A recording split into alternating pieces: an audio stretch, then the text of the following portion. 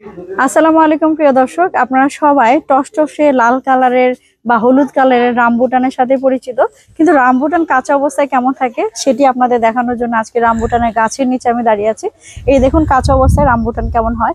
এখানে একেবারে থোকা থোকা কদম ফুলের মতো ঝুলে আছে। আমরা জানি যে রামবুটানের গায়ে প্রচুর লোম থাকে, যেগুলো লোমগুলো হচ্ছে সবুজ অবস্থায় সবুজ থাকে, আর যখন পাকে সেগুলো কালার চেঞ্জ হয় আর লাল টসটসে হয়ে থাকে। বিশেষ করে জুলাই থেকে সেপ্টেম্বর মাসে এটি পেকে থাকে এবং তখন লাল কালার ধারণ করে, কোনোটা আবার জাত ভেদে হলুদ কালারও হয়ে থাকে।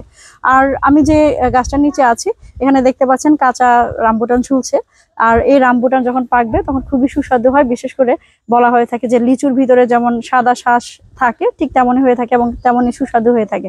তার জন্য অনেকে লোম থাকার কারণে অনেকে এটাকে মনে করে যে দাড়িওয়ালা লিচু এ ধরনের নামকরণ করে থাকে নিজের মতো করে।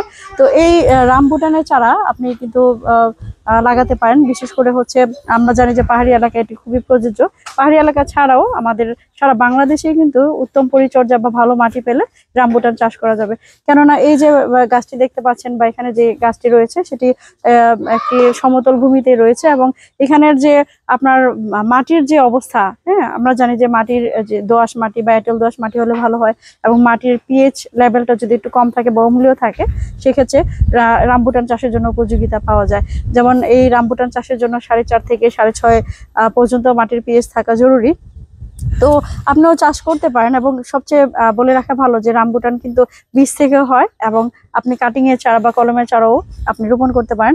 আমি যে গাছটির সামনে দাঁড়িয়ে আছি এটি কিন্তু মালয়েশিয়ান একটি জাত। আমাদের এক প্রবাসী ভাই মালয়েশিয়ান থেকে রামবুটান নিয়ে এসেছিল এবং সেখান থেকে বীজ থেকে রোপণ করে তারপরে এরকম একটি চারা হয়েছে।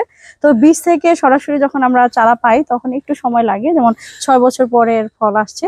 আর যদি আমরা কাটিং এর চারা বা কলমের চারা রোপণ করতে পারি তাহলে খুব অল্প সময় 3-4 বছরে এই রামবুটানের ফল পাওয়া যায়। তো এই ফল সুস্বাদু, যেমন দেখতেও সুন্দর, তেমনি আমাদের শরীরের নানা ধরনের উপকার সাধন করে। বিশেষ করে এতে যে কার্বোহাইড্রেট থাকে সেটি হজমে সহযোগিতা করে থাকে।